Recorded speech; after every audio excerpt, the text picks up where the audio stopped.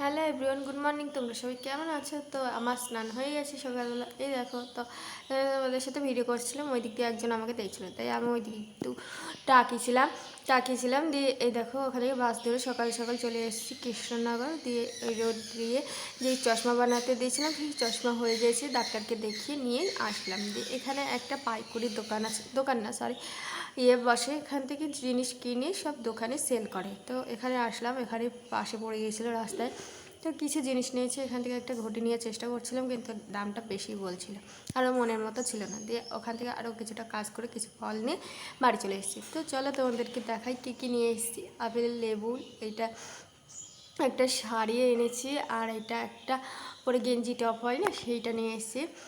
আর এখানেও দুটো আছে বাড়ি করার জন্য। আর মা সকালে রান্না করেই গেছিলো, কারণ এসে না রান্না করার সময়টা হয় না, অনেকটা দেরি লেগে যায়। তো আমি